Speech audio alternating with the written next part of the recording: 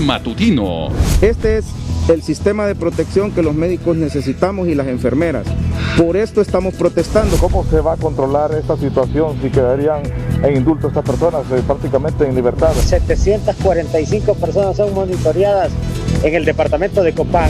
Extrae un humo que le sana todo lo que es el virus. No es feria, es que no estamos celebrando ninguna feria.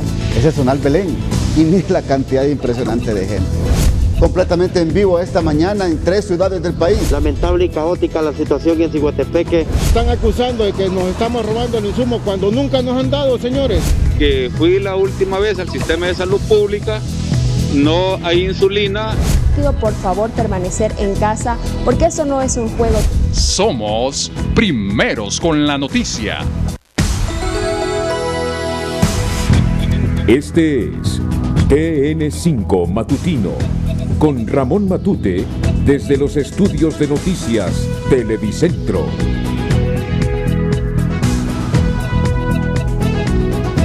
Cinco de la mañana, 49 minutos. En el libro de Romanos, en el capítulo 8, verso 1, la palabra de Dios dice: ahora pues, ninguna condenación hay para los que están en Cristo Jesús, los que no andan conforme a la carne, sino conforme al Espíritu. Una preciosa palabra para reflexionar hoy y entender que lo mejor es apartarse de esas emociones que dañan y de esas intenciones propias de la concupiscencia de la carne que llevan al pecado. Lo importante es acercarse al Espíritu y pedirle dirección a Dios para que nos guíe en nuestra vida cotidiana. Buenos días, Honduras. Bienvenidos a la primera emisión informativa del país, TN5 Matutino. Rápidamente, señales en vivo esta mañana en 3 ciudades importantes del país. Comenzamos con la capital de la República. Carlos Llanes, buenos días.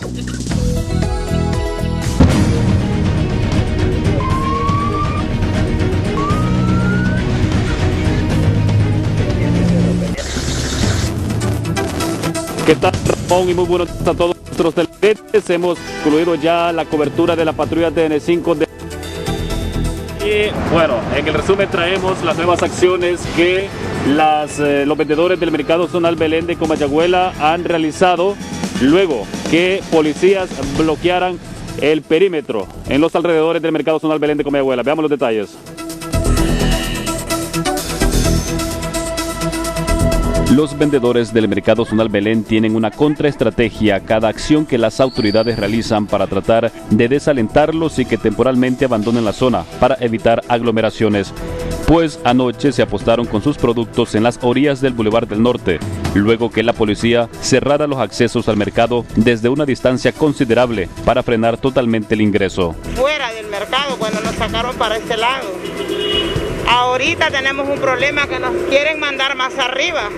Entonces nosotros por eso estamos aquí, porque nos dijeron que a las 2 de la mañana iban a venir. Doña Johanna, ¿usted no puede dejar de trabajar? No, nosotros no podemos dejar de trabajar porque tenemos hijos, pues, que nos esperan en la casa.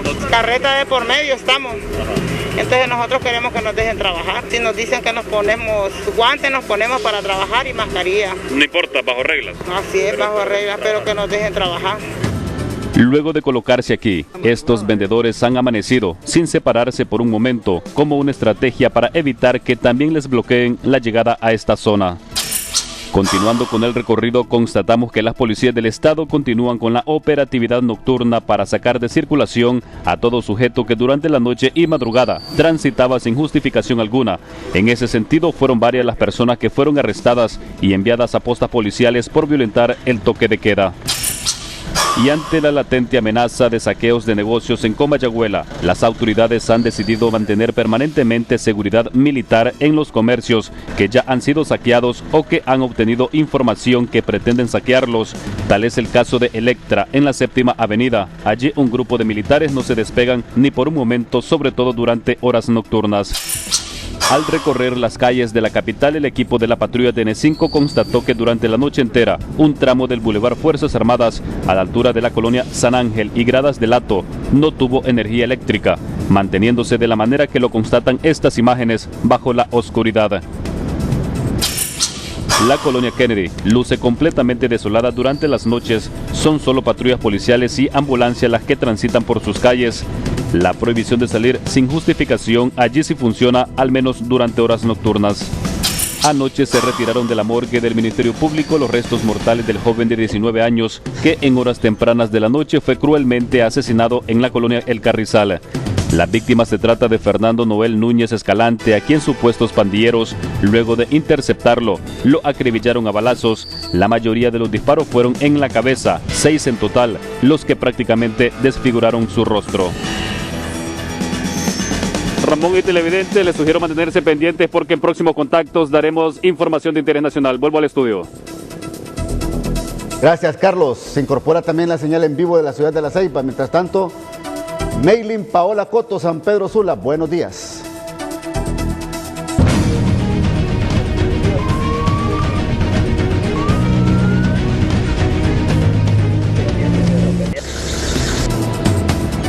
Muy buenos días, Ramón, y en el resumen de la patrulla TN5, nuestro compañero Cristian Baide nos habla de unos detenidos y de la instalación de un túnel sanitario en el Progreso y Oro. Como primera noticia en este resumen para la patrulla TN5 del Valle de Sula, tenemos la detención de un joven en el sector Lomas de El Carmen de San Pedro Sula.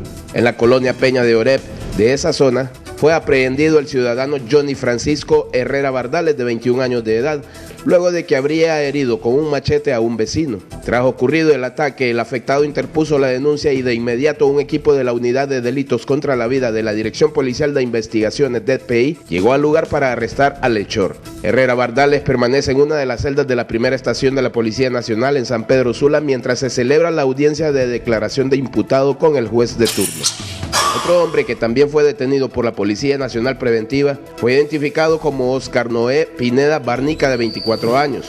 A este joven lo arrestaron de manera infragante en el sector Cofradía de San Pedro Sula, luego de que vecinos alertaran al Sistema Nacional de Emergencias 911 sobre lo que estaba cometiendo. Estaba golpeando salvajemente a su compañera de hogar y por esa razón los agentes policiales llegaron a detenerlo anoche mismo a su vivienda.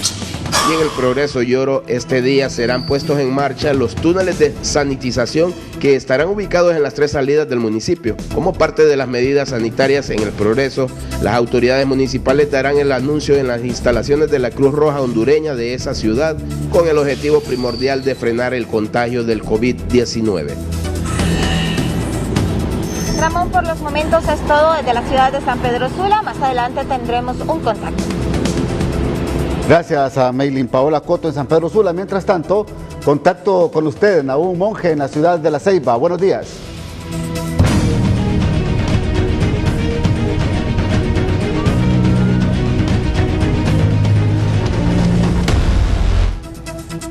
Así es, buen día, Ramón Edgardo Matute, televidente de TN5 Matutino. Conocemos a continuación lo que ha ocurrido en las últimas horas en el resumen de la patrulla TN5, que deja la detención por parte de la Fuerza Antimaras y Pandillas de un peligroso miembro de una estructura criminal.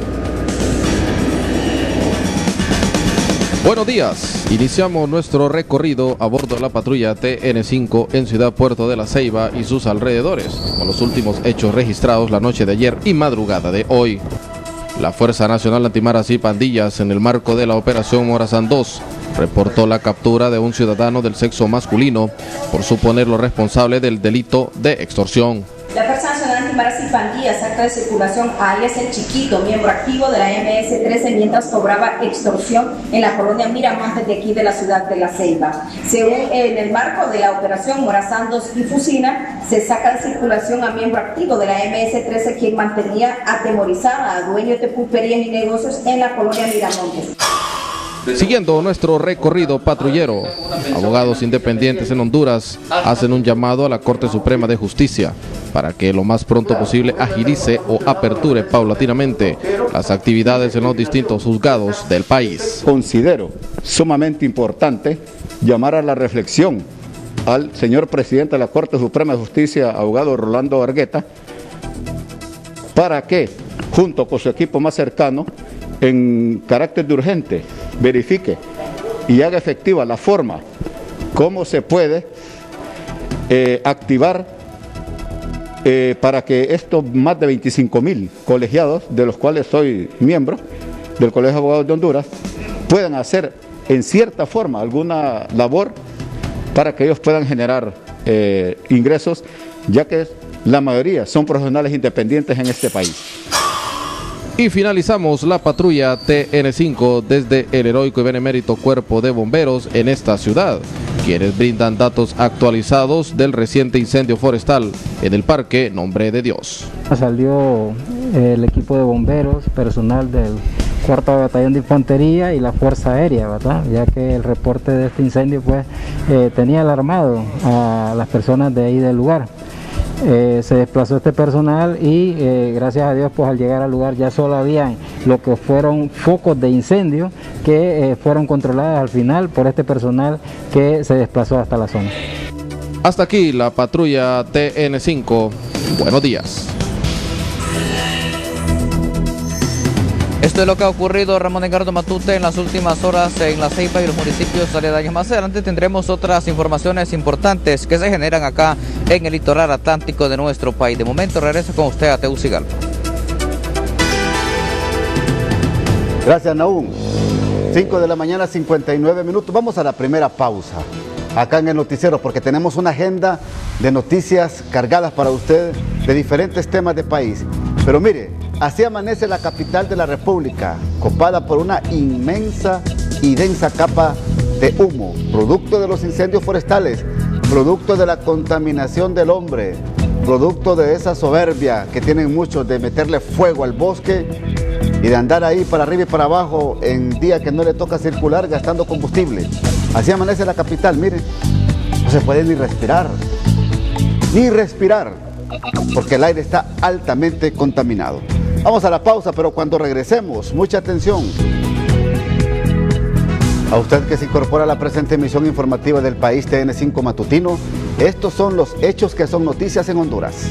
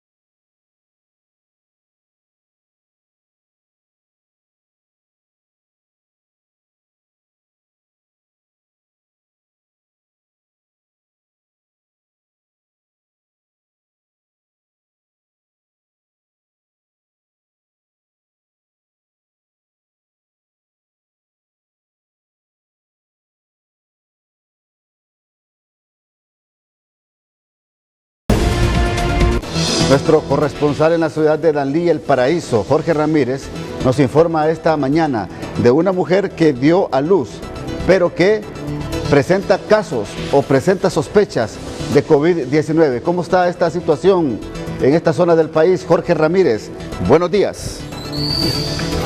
Buenos días, Ramón. En efecto, mujer procedente de la colonia Cerro Grande de Tegucigalpa, Francisco Morazán, llegó en las últimas horas al hospital Gabriel Alvarado de Danlí, El Paraíso con síntomas de COVID-19.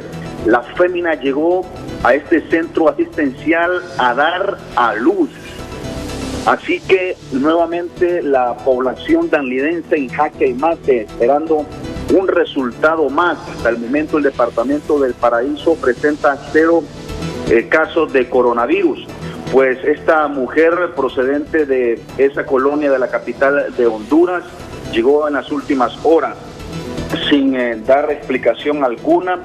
Según el médico o el doctor, el director del hospital Gabriel Alvarado, doctor Carlos Javier Quintero, ha mencionado que esta mujer llegó acompañada nada más de una persona, quien dice que es familiar, que es tía. Prácticamente ya por dar a luz y con los síntomas del COVID, con tos seca y también con con gripe, según mencionaron los médicos de turno, Ramón. Esto preocupa, claro que habían muchas personas en ese momento cuando la persona fue atendida, a esta mujer, en la sala de emergencia del Gabriela Alvarado. Hasta el momento se está a la espera de las pruebas que fueron enviadas al Laboratorio Nacional de Virología, mismos que serán entregados mañana jueves. Ha mencionado Carlos Quintero, el director del Hospital Gabriela Alvarado.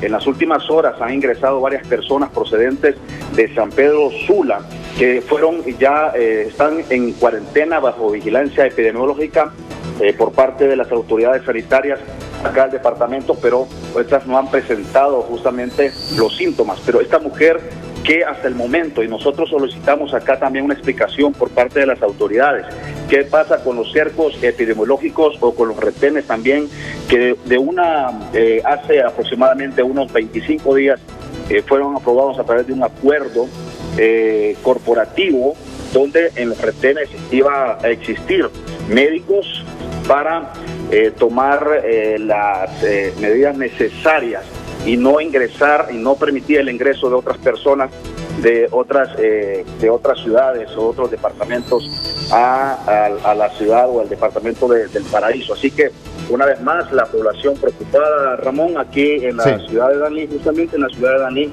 donde una mujer da a luz y que presenta hasta el momento presentó 2 síntomas del COVID-19. Estaremos pendientes de las pruebas que mañana en horas de la tarde las autoridades de salud darán a conocer. Por supuesto, estaremos pendientes. Gracias, Jorge. Muy amable por este reporte desde la ciudad de Danlí, El Paraíso. Mientras tanto, de la ciudad de Danlí pasamos a la zona atlántica. En la ciudad de La Ceiba, listo el periodista Nahum Monge. Mire, los transportistas, los dueños de buses y de taxis, los conductores, están preocupados porque no trabajan. Están a punto de tomar acciones en los próximos días si el gobierno de la República no les entrega la famosa bolsa de alimentos, porque no tienen cómo sustentar su familia. Esta es la amenaza que hacen los transportistas en esta zona del país, Nahum Monge.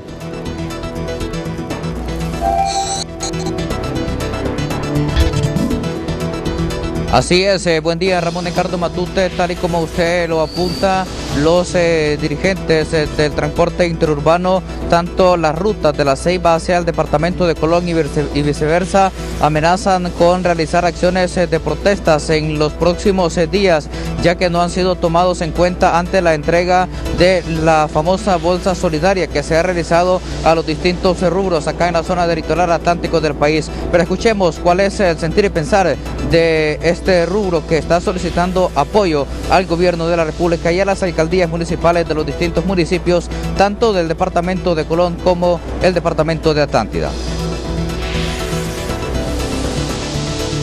Buenos días, pueblo hondureño. Nosotros la exigencia que tenemos con transporte interurbano es que en estos momentos estamos pasando por una situación que nadie la tenía prevista, pero que en estos momentos el transporte interurbano no ha sido tomado en cuenta para las ayudas de parte del gobierno. Nosotros hemos estado gestionando a través del instituto y también nos dicen que tenemos que hablar con los alcaldes, que los alcaldes tienen la partida presupuestaria para darles las ayudas a nosotros. Hablamos con los alcaldes, no nos contestan los teléfonos. Creo que hay una falta de coordinación, ¿verdad? Una falta de coordinación en el sentido de que no hay como transporte interurbano una exigencia como la que nosotros estamos pidiendo en este momento. Los motoristas y ayudantes que están en precarias condiciones, pues no tienen trabajo, no tienen dinero, y nosotros como empresa ya no podemos seguir cubriendo planillas ni poderles pagar alimentación porque ya no tenemos, ya como empresa ya topamos, pues. Entonces queremos tratar de tener una conexión o conseguir una ayuda con el gobierno, pues, para si se puede a través de las municipalidades, porque las municipalidades no nos han correspondido o no nos han aprobado ningún tipo de ayuda como el sector transporte que se dijo en Tegucigalpa, y no hemos tenido ningún tipo de solución de ese tipo.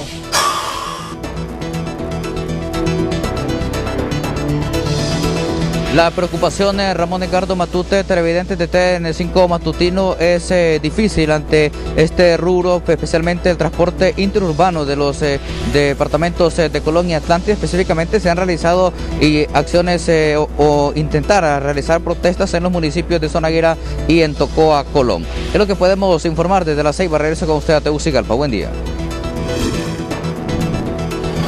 Gracias, Nahum. De la ciudad de La Ceiba pasamos a Roatán, Islas de la Bahía, con nuestro corresponsal Isaac Calix ahí. Hay alegría, ¿verdad? Isaac Calix en la isla. Pero antes de dar yo un titular mejor, cuéntenos, ¿por qué hay algarabía en Islas de la Bahía? Para que podamos platicar un poco de lo que está pasando ahí. Es una fecha histórica, escuche bien, es una fecha histórica para las 4 islas, tanto Guardiola, Roatán, Guanaja y Utila. Y nos va a explicar el periodista Isaac Calix por qué hay alegría y por qué esta fecha es importante para ellos. No sé si van a hacer alguna celebración, no sabemos, por las medidas sanitarias que hay en el país a consecuencia del COVID-19. Isaac Calix, buenos días. Buenos días, Ramón Edgardo Matute, televidente de TN5 Matutino. Bueno, hoy es una fecha importante para todo el país y sobre todo también para muchos de los que habitamos acá en Islas de la Bahía y en la Mosquitia hondureña. Ya es que el 22 de abril de 1860, bajo un acuerdo entre el gobierno entre Inglaterra, llamado el Tratado de Su Majestad con el gobierno de Honduras, se dio el control de Islas de la Bahía y de la Mosquitia hondureña al gobierno de Honduras. O sea que hace 160 años Islas de la Bahía y la Mosquitia hondureña pertenecen al gobierno de Honduras. Por esa razón, hoy se celebra 160 años de la devolución de Islas de la Bahía y la Mosquitia al gobierno hondureño. Pero, ¿cómo se está celebrando hoy, Ramón Matute? A causa de la pandemia, no se celebrará como muchos años atrás se ha estado celebrando. Se celebra con una alborada, se celebra con una coronación al busto del general José Santos Guardiola, que en ese entonces era presidente del Estado de Honduras. Se celebra con la desfile de todos los colegios, un desfile impresionante que hacen todos los centros educativos acá en Islas de la Bahía, y se termina con un carnaval en la noche donde todos salen a celebrar, a bailar y a disfrutar de toda la comida isleña que se produce o que se hace acá en la gastronomía hondureña. Pero hoy, Ramón, a causa del COVID-19 no hay celebración, no hay alborada, no hay desfile. Simplemente todos los que no circulan hoy se quedarán en su casa. Simplemente queda como fecha histórica o como fecha memorial el 22 de abril, donde celebramos la devolución de Islas de la Bahía y la Mosquitia al gobierno de Honduras. Por eso hoy, con el permiso de ustedes, le digo a todo el departamento de Islas de la Bahía y a la etnia misquita, felicidades hoy 22 de abril por celebrar la devolución de Islas de la Bahía al gobierno de Honduras. Orgullosamente hondureño, Ramón, orgullosamente catracho. Gracias, Isaac, y por supuesto también desde TN5 Matutino y la Corporación Televicentro y Emisoras Unidas les felicitamos. Este terruño hermoso, paradisiaco, ubicado entre los atractivos turísticos más hermosos del mundo, con una impresionante belleza natural, Islas de la Bahía. Qué bueno, y también por supuesto la Mosquitia hondureña. Felicidades. Pasamos a otros temas esta mañana. Mire, qué lástima que alcaldías municipales estén empleitados en medio de la crisis del coronavirus. Esto está pasando en la zona norte del país. La alcaldía de Choloma y la alcaldía de San Pedro Sula. Solo porque en una zona del peaje se está ubicando un arco sanitario. No es posible, si es para el bien del pueblo, que se pongan de acuerdo entonces. Meilin Paola Coto, usted está en la zona. Buenos días.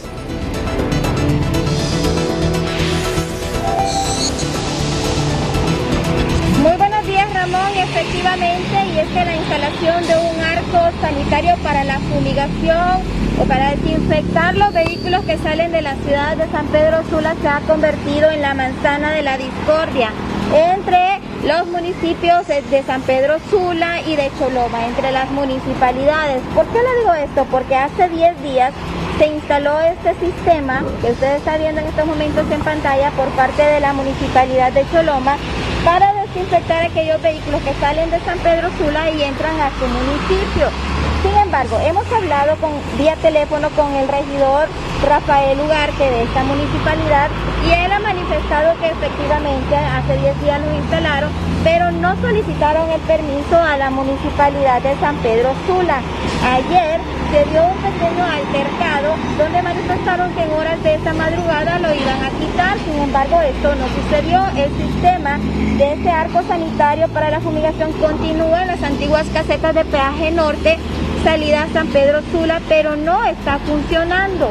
Como usted ve, no hay personal de la municipalidad de Choloma que lo esté poniendo en funcionamiento, porque hoy se va a decidir si se va a quedar o no este arco. Van a hablar las dos representantes de la municipalidad para ver si continúa o no este arco sanitario que beneficia aproximadamente a unos 600,000 habitantes del municipio de Choloma. También es importante mencionar que la municipalidad de San Pedro Sula tiene un arco también de desinfección, pero en la entrada a la ciudad, que vamos a mostrarlo en estos precisos momentos. Está al fondo, esta es la entrada a la ciudad de San Pedro Sula, y lo que se ha convertido en la manzana de la discordia es el arco sanitario que colocó Choloma en las antiguas casetas de peaje norte que quedan en la salida de la ciudad. Este arco iba a funcionar aproximadamente las 48 horas, 24 horas del día, iba a estar el personal. Aquí hay un pequeño problema también porque ellos tienen que poner una cisterna para abastecer del líquido que va a rociar cada uno de los vehículos, que es un líquido que está compuesto por amonio cuaternario más agua. Y iba a pasar por esos tubos que iba a fumigar a cada uno de los vehículos que iba a entrar al municipio de Choloma. Así que esto todavía va a continuar este día. Van a dialogar los representantes de ambas municipalidades para ver si continúa este arco sanitario aquí en las antiguas casetas de peaje. Esperemos que sea así para el bien de toda la población, sobre todo en este momento en que estamos pasando con esta pandemia del COVID-19. Ramón. Meli, otro elemento de noticia, por supuesto.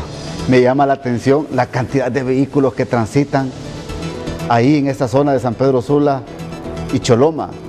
Le digo porque hoy solo circula, tengo entendido, la terminación en cédulas de identidad y pasaporte número 3 en San Pedro Sula, en la zona del Valle de Sula y El Progreso. Pero es impresionante la cantidad de vehículos que pasan ahí, donde usted está narrando esta mañana esta noticia en el matutino, Mailing.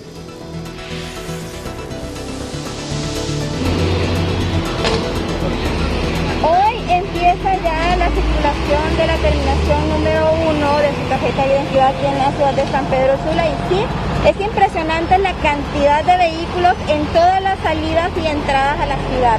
Le comento que yo ayer estuve aproximadamente una hora esperando a poder ingresar a la ciudad de San Pedro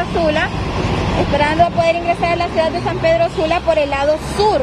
Y aquí estamos en el lado norte de la ciudad y usted puede ver la enorme fila. Vamos a mostrarle por este lado, aquí, para este lado, para que usted vea la fila que se hace en estas antiguas casetas de peaje. Estas personas van a salir de la ciudad y no estamos viendo que en los retenes se les está pidiendo su tarjeta de identidad para verificar si efectivamente pueden circular o no.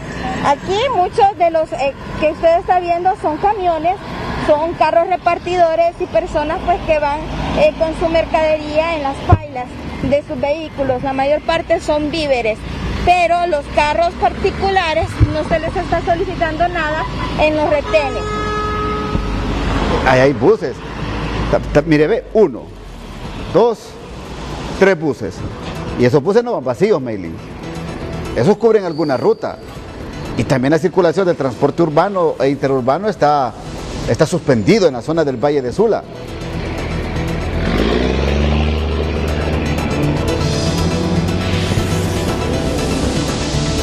Uno de estos son buses contratados por la maquila. El que acabamos de ver únicamente iban unas 10 personas. Al fondo se puede observar también otras 2 unidades del transporte, por lo que vemos también serían buses privados contratados.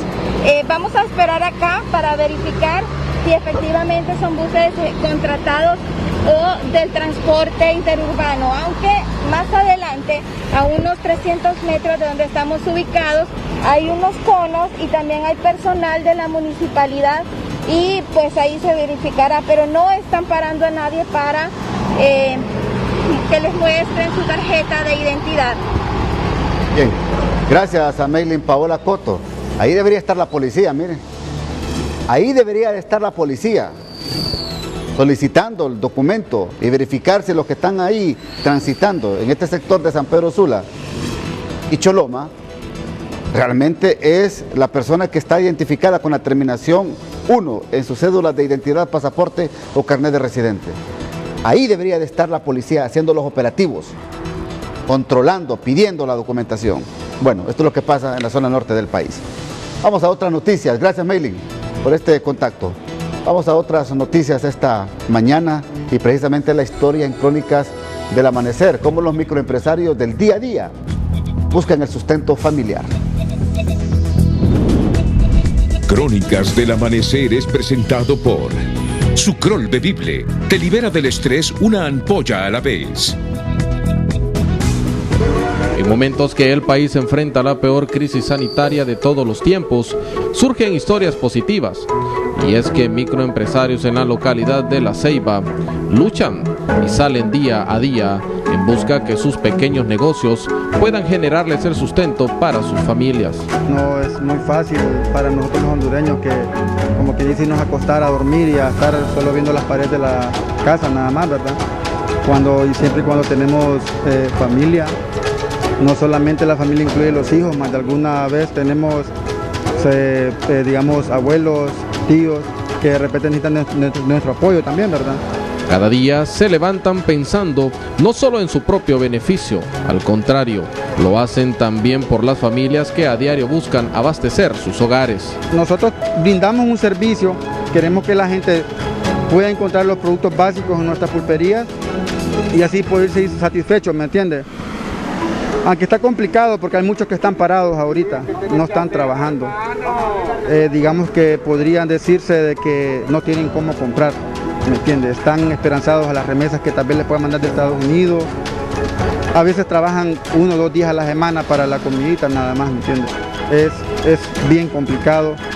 No es porque queramos nosotros hacer más dinero o decir vamos a elevar los precios para tener más ganancias, sino que sencillamente es un servicio y a mí me satisface. La pandemia por COVID-19 sin duda alguna nos dejará varias lecciones. Una de ellas es que los seres humanos estamos diseñados para superar grandes retos en nuestras vidas. En La Ceiba, Gustavo Bustillo, Telenoticias. Crónicas del Amanecer fue presentado por... Continuamos con TN5 Matutino gracias a Ficosa. Con su nuevo servicio depósito móvil de cheque, lo puedes realizar en tu celular a través de la app Ficosa de forma ágil, segura y gratuita. Ficosa te acompaña.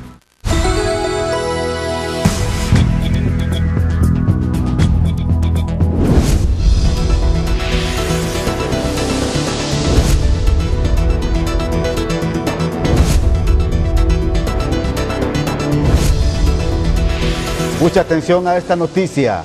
¿Por qué 103 alcaldías municipales del país se podrían quedar sin recursos destinados a combatir esta emergencia del COVID-19 en el país? ¿Por qué estarían ellos expuestos a sanciones administrativas? ¿Y por qué existen 21 alcaldías municipales que no tienen oficiales de transparencia para poder presentar informes de cómo se utilizan los recursos asignados en esta crisis sanitaria? Inquietudes que la comisionada del IAIP, Ivonne Ardón, le contesta al periodista Luis Ayala esta mañana. Buenos días.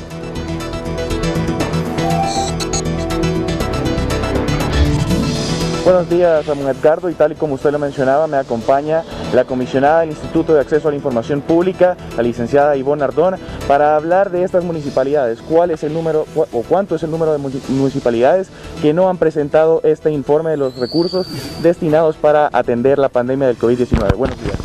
Muy buenos días. Bueno, al sábado que hicimos el primer corte, faltaban 103. Ayer que hicimos la segunda verificación, ya faltaban solamente 70. 70 de 103, pues es un avance sustancial, es decir, tenemos en nuestra plataforma 228 municipios que han ido publicando la información de todos los gastos que han ejecutado con tanto fondos que el gobierno de Honduras le ha transferido a través de Honduras Solidaria, como de fondos propios que ellos hicieron modificaciones internas para poder atender también este impactante crisis que nos está afectando a todos los hondureños. Este primer corte que ustedes tenían eran 103, ahora aumentaron a 70. Tenían primero registrados que eran 21 que no contaban con un oficial de transparencia. ¿Cuántas de estas nuevas que se suman tampoco cuentan con este oficial de transparencia? Bueno, dentro de las 70 que faltan de publicar información, hay 15 que no tienen oficiales de información pública. En el transcurso de sábado, domingo y lunes, hubieron municipalidades que mandaron las acreditaciones de sus oficiales de información pública. Entonces, de 35 que inicialmente faltaban, 20 registraron oficial de información, quedan 15 pendientes que son dentro de las que están dentro de estas 70. Y hay un dato bien interesante también, que habían 17 municipalidades que habían acreditado información pública y habían sido cambiados, habían sido sustituidos, pero no habían notificado al instituto. Por tanto, las credenciales que tenían no las podían seguir utilizando y tuvieron que acreditar nuevamente a sus oficiales de información pública para poder activar las mismas credenciales para poder accesar. Comisionada, para este viernes que se da este segundo corte, en caso de que estas municipalidades no hagan público este informe, ¿habrán sanciones? Sí, mire, ya para el viernes no solamente las 70 que faltan deben de haber publicado la información, sino que las 298 en su totalidad, porque tienen que hacer una actualización de lo que han ejecutado durante toda esta semana, al igual que el resto de las instituciones descentralizadas, desconcentradas y de la administración central. En su mayoría las instituciones que pertenecen al Sistema Nacional de Gestión de Riesgo publicaron su información. En este momento ya el equipo técnico de la Gerencia de Verificación se encuentra haciendo la revisión de la calidad de la información que publicaron. O sea, vamos a la segunda fase, que es ya hacer un análisis de la información que fue publicada. Por mencionarle algo, si vienen las órdenes de compra, si vienen las cotizaciones, si tienen facturas, si están las órdenes de entrega, órdenes de captación de esos insumos o bienes que se compraron, y adicionalmente también los cuadros de recepción de donaciones y de distribución de donaciones. Entonces es todo un proceso. Realmente el instituto, a pesar de que tiene muy poco personal, porque solo somos 60 empleados, están haciendo un trabajo maratónico en poder verificar, imagínense, 228 municipalidades más 19 instituciones de la administración central, pues ya es un reto bastante grande. Gracias. Agradecemos a la comisionada del Instituto de Acceso a la Información Pública, la licenciada Ivonne Ardón, hablando de las municipalidades que no han hecho público su informe en referencia a los gastos o a la utilización que se le han dado a estos recursos para atender la pandemia del COVID-19. Con esta información vuelvo con usted al estudio, Ramón Edgardo. Gracias al periodista Luis Ayala y a la licenciada Ivonne Ardón, comisionada del IAIP. Extrañaban mucho los capitalinos y los comayagualenses el hecho de que la feria del agricultor y el artesano estuviese cerrada, pero hoy se habilita con un horario especial, solo será hoy. Fanny Velázquez, usted se encuentra en este sector. Buenos días.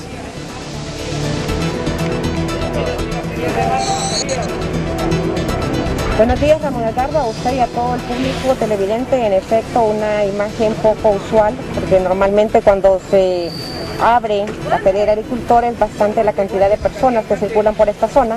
Podemos observar que se están cumpliendo todas las medidas de bioseguridad para facilitar el acceso a las personas. Está marcado, pueden observar ustedes aquí, si nos ayuda nuestro compañero Francisco Camino, están marcados ya los espacios para que la gente pueda mantener lo que es el distanciamiento social. Se está procediendo a hacer la toma de la temperatura también, que es otro de los requisitos, y adicionalmente se les está solicitando su tarjeta de identidad. Recordemos que son los dígitos 5 y 6 para los que tendrían que ingresar en este día, miércoles, aquí a lo que es la Feria del Agricultor. Aquí al ingresar pueden ver ustedes que también es algo poco común, porque los puestos de algunos de los productores tienen un distanciamiento considerable, tomando en cuenta de que es otro de los requisitos que se habían solicitado para poder habilitar la feria, que estará pues prácticamente este día, y de igual forma se espera que también lo hagan el día viernes. Se espera que estén operando miércoles y el día viernes. La expectativa de la población es importante. Ya algunas personas ingresaron muy temprano porque fue desde las 6 de la mañana que se habilitó el acceso, y por supuesto hay gente que ya había hecho una costumbre de venir a este sector a hacer sus respectivas compras. Aquí hay alguno de los vecinos, por ejemplo. Muy buenos días, señor. ¿Usted ya acostumbraba a venir aquí a la feria? ¿Le hacía falta? Sí, todos los sábados vení. Y ahora que la abrieron, ¿se siente ya tranquilo? ¿Espera usted que se mantenga? Sí, porque todo está más cómodo, porque los carros de la calle lo estafan a uno. ¿Encontró buenos precios usted entonces? Sí, claro que sí. Aquí se encuentra todo mejor y más fresco y más tranquilo, con más confianza. Muchísimas gracias. Bueno, este es el sentir y pensar de las personas aquí en la Feria del Agricultor Ramón Edgardo, y por supuesto les ha hecho una panorámica nuestro compañero Francisco Caminos para que ustedes puedan observar el distanciamiento de la instalación de cada uno de los puestos. Pueden observar también que es algo poco común, que a esta hora todavía hacen falta algunos que lleguen, pero entendemos que el abrir día miércoles y día viernes será turnando también, porque normalmente esta plaza está abarrotada de vendedores, y por supuesto esperaríamos que para el día viernes serían la otra parte de los comerciantes, de los agricultores, los que tendrían la oportunidad de poder comercializar sus productos. Este es el ambiente que se vive aquí en la Feria de la Agricultora, inmediaciones del Estadio Nacional. Regresamos con usted hasta el estudio de Telenoticias Matutino. Gracias a la periodista Fanny Velázquez. Dice Aldo Romero que le proporcione información ahí privada de cómo está funcionando esta Feria del Agricultor y el Artesano a la periodista Fanny Velázquez. Así me está diciendo aquí internamente el periodista Aldo Romero, para que le informe de cómo está el trámite para poder ingresar ahí. Bien, mire las imágenes que usted observa esta mañana. Así es el ejemplo que deberían de tomar los mercados municipales en San Pedro Sula, en Tegucigalpa y en cualquier parte del país. Yo felicito a los organizadores de la Feria del Agricultor y el Artesano. Mire el distanciamiento que tiene cada puesto de verduras y de frutas, y también los lácteos y las carnes y todo lo que vende los comerciantes en esta zona del país, de la capital. Pero hay muchos que están ingresando y no tienen la mascarilla. Es una obligación por parte del SINAGER que los que no usen mascarilla se vayan para su casa, porque se están exponiendo al COVID. Entonces, que no los dejen entrar. Respetuosamente que les digan: caballero, dama, usted no puede entrar porque no anda con su mascarilla. Pero es importante y es digno de imitar, por supuesto, lo que hacen los organizadores de la Feria del Agricultor y el Artesano. Merecen un aplauso, realmente un aplauso por esta importante labor de organización. Tómelo en cuenta, señores de los mercados. Esto deberían de aplicar ustedes cuando les toque organizar este tipo de actividades comerciales.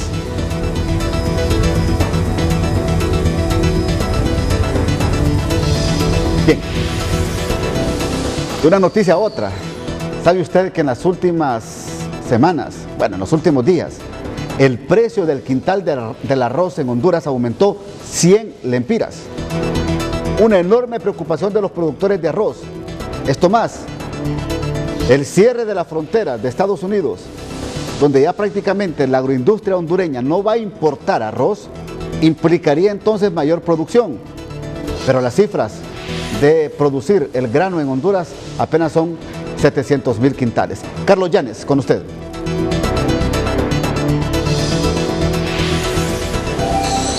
Así es, Ramón, y muy importante este dato especialmente para la Fiscalía, ya que para la Asociación de Cultivadores de Arroz de Honduras les parece sospechoso que justo cuando el Estado ha acudido a la adquisición masiva de arroz para el programa Honduras Solidaria, la agroindustria le haya aumentado 100 lempiras al quintal de este grano muy importante en la canasta básica. Para don Freddy Cerrato, ellos se desvinculan, don Freddy Torres, ellos desvinculan de este aumento. Muy buenos días, don Freddy.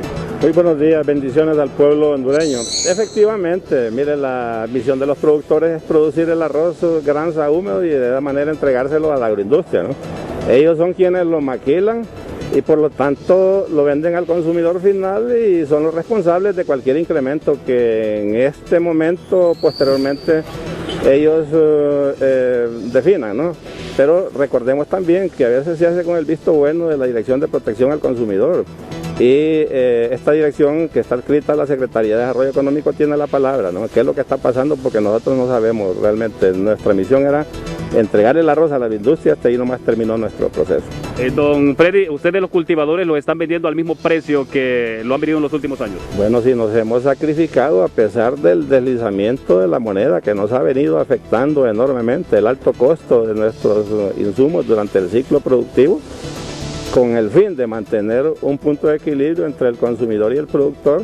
Nosotros hemos venido sosteniendo el mismo precio en los últimos 5 años. Sabemos que estamos perdiendo, pero lo hacemos de muy buena manera porque también como productores somos consumidores. ¿La causa ustedes la han identificado en este momento, don Freddy? No, definitivamente no. Solo sabemos que estamos en un periodo de emergencia muy grave, pero no nos hemos podido reunir porque, como ve, en algún momento tal vez hacemos algunas discusiones de manera virtual, pero hasta ahora el ministro de Agricultura no ha convocado porque creo que no es posible una reunión donde participan 30, 40 personas. Don Freddy, bueno, una situación que a ustedes les está afectando y es que no han podido accesar a los insumos que necesitan para sus cultivos, es decir, no han abierto las agrotiendas. Mire, yo entiendo que el poder económico que existe en este país es muy fuerte, ¿no? Las presiones que tiene el gobierno también, pero yo considero que si la producción de la comida del pueblo hondureño se juega un papel muy importante en este momento en el país, ¿cómo es posible que se abran, por ejemplo, ferreterías y no puedan abrir hasta este momento las casas agrícolas, que son donde nosotros nos abastecemos de nuestros insumos para poder atender nuestros cultivos?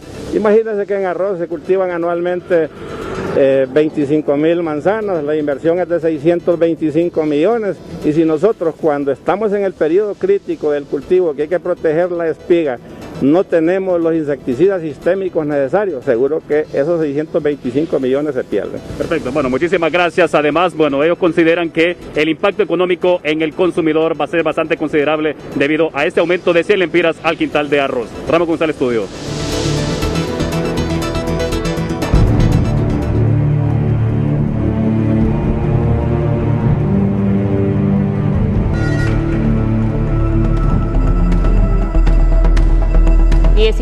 Nuevos casos positivos por coronavirus hasta el día de ayer martes, lo que se traduce en 510 casos en todo el país. Esto significa un aumento, como le repito, de 16 casos respecto a el lunes anterior. Pero vemos el comportamiento de inmediato y dónde se están situando estos nuevos casos. Lastimosamente, Cortés continúa siendo uno de los casos de los departamentos donde se siguen presentando casos positivos y pues donde también se aumenta. Afortunadamente, ayer hubo una persona que pudo también recuperarse en este mismo departamento. 365 son los casos positivos en el departamento de Cortés y se mantiene la cifra de 36 muertos, esperando que no haya un aumento en esta fatídica cifra. Santa Bárbara se mantiene con 10 casos positivos. Copán ha mantenido este caso, ha tomado las medidas necesarias para detener el aumento de casos positivos. Lempira también 5 casos y una persona que falleció en las primeras semanas de este mes. La Paz son 2 los casos positivos y también se mantienen. En Choluteca se presentaron ayer 2 nuevos casos. La alerta en la zona sur, porque son 2 casos positivos que se presentaron nuevamente. Se había mantenido únicamente con 2, pero ayer se informaba de estos casos positivos. Francisco Morazán, 60 casos, 1 más, y se mantiene la cifra también de personas fallecidas, al igual que en Comayagua, donde se mantienen los 2 casos. En Yoro, 12 casos y 3 personas que perdieron la vida, y en Colón 29 casos y 1 persona fallecida. Aquí la importancia es mantener la calma, también tener las medidas de bioseguridad totalmente implementadas en nuestros hogares. 512, como les decía, los casos confirmados y 46 fallecidos. Las autoridades confirman la recuperación de 30 personas. Esto va lento, va progresivo, lo que significa que hasta el momento las personas que se están recuperando son más que las que afortunadamente están falleciendo. Así que estas son las cifras actualizadas en TN5 Matutino. Continuamos con más información.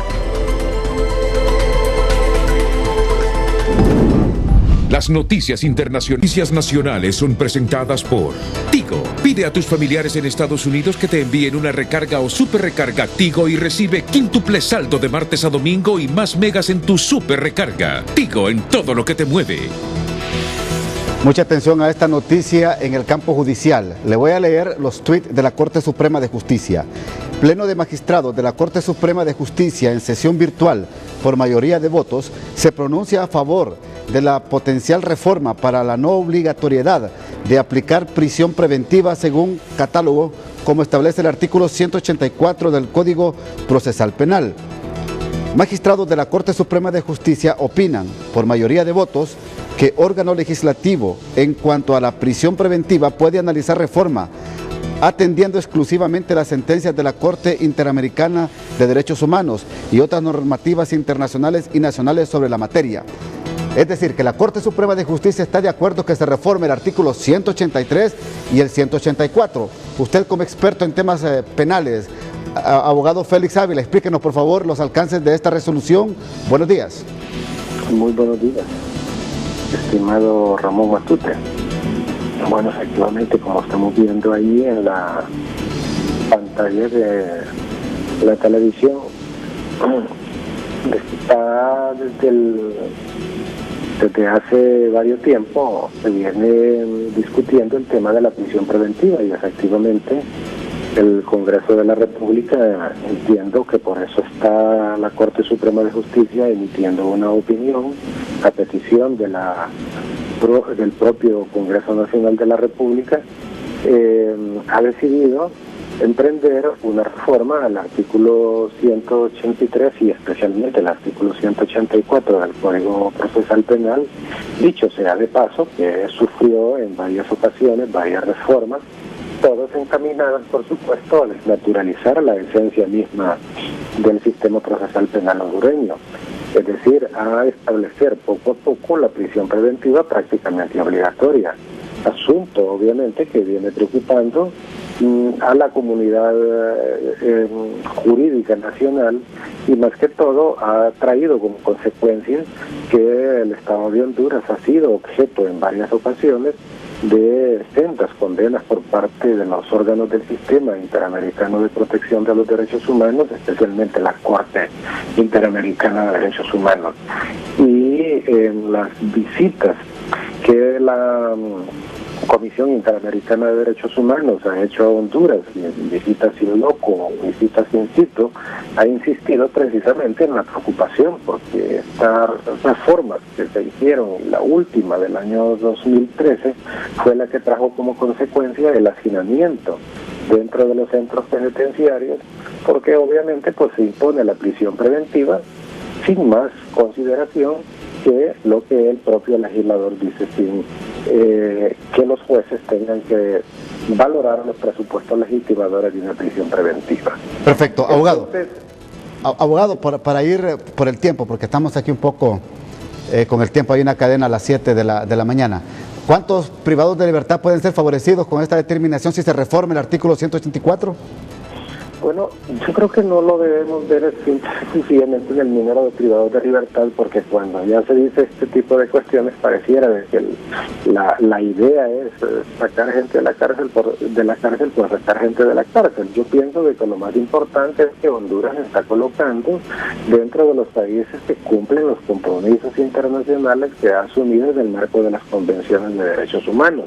Ahora bien, yo le podré decir de que probablemente lo que precisamente dice y lo sabe la Corte Suprema de Justicia y lo ha hecho sondeos la Comisión Interamericana de Derechos Humanos, que el sistema penitenciario ha tenido una sobrepoblación prácticamente del 90% y que eso se ha incrementado precisamente con la aplicación de la prisión preventiva obligatoria. Entonces, lógicamente que los jueces van a mirar caso por caso lo que viene a hacer. Yo creo que quede bien claro eso para que no, la noticia no lleve la idea que es que la Corte ya está mandando sacar a todo el mundo, pero que lo que está haciendo, o lo mejor dicho, lo que va a hacer la legislación, si es que se reforma, es que va a permitir que los órganos jurisdiccionales puedan revisar la medida cautelar de prisión preventiva, sea de oficio o a petición de parte. Perfecto. Perfecto. Gracias, abogado. Muy importante su aporte esta mañana referente a este tema. Las noticias nacionales fueron presentadas por Tigo. Pide a tus familiares en Estados Unidos que te envíen una recarga o super recarga Tigo y recibe quíntuple saldo de martes a domingo y más megas en tu super recarga. Tigo, en todo lo que te mueve.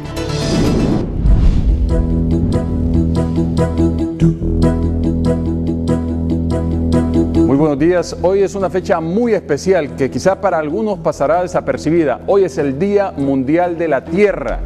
22 de abril, Día Mundial de la Tierra. ¿Y en qué momento nos encontramos? En un momento complicado, con una crisis climática, con un planeta que no estamos cuidando, contaminando ríos, suelos, aire, atmósfera, todo. Y bueno, y si no, pues observemos este mapa que nos envía la NASA y que justamente ilustra sobre los más de 3.000 incendios forestales que se han producido en nuestro país en las últimas horas. Estamos respirando pura contaminación. En la parte meteorológica tenemos una línea de inestabilidad que se extiende desde la península de Yucatán hacia nuestro territorio, y a través de esa vaguada estará ingresando humedad, es decir, algunos nublados, y la posibilidad de lluvia pues se restringe a dos zonas del país. Tenemos una alta presión rotando, otra en el Caribe, y el territorio hondureño, El Salvador y la parte baja de Centroamérica se quedan fuera del foco de la ola de calor, por lo menos el día de hoy, por esa entrada de humedad, y por eso las temperaturas estarán entre 31 y 28 grados Celsius para esta jornada. Y ya les decía que de esperar precipitación serían lluvias pues cortas, de corta duración en el occidente del país y en la esquina oriental en el departamento de Gracias a Dios. Estos 3 astronautas se fueron en septiembre del año pasado a la Estación Espacial Internacional y recién han regresado y dicen que encuentran un planeta prácticamente desconocido al que meses atrás dejaron. A todos, feliz mañana, cuídense mucho y nuevamente siempre les queremos como televidentes y no como noticia. Feliz Día de la Tierra, hay que recapacitar sobre ello.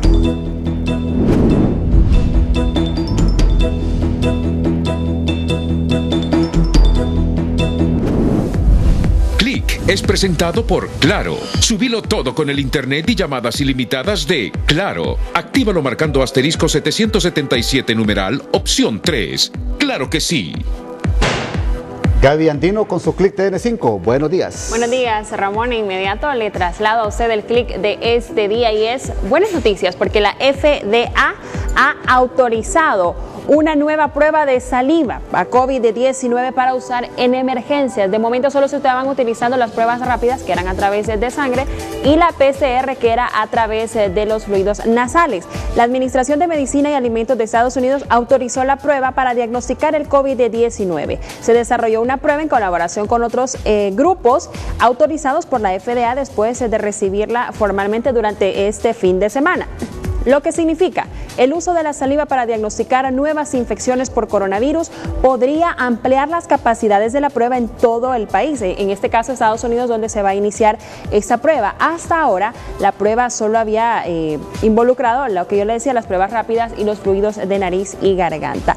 Esto significa que gracias a la implementación de esas nuevas pruebas, Ramón, vamos a tener una capacidad de pruebas más grande. Sabemos que de momento lo que sucede aquí, por ejemplo, ejemplo, en Francisco Morazán decimos hay pocos casos. ¿Qué sucede? Se están aplicando pocas pruebas por el hecho de que no hay suficientes pruebas y esto es a nivel mundial. Esto da una luz de esperanza porque si es a través de la saliva se puede implementar otro tipo de prueba que puede también incrementar el hecho de diagnosticar si usted es positivo o no por COVID-19. Perfecto, gracias Gaby, muy amable. A la orden. Click fue presentado por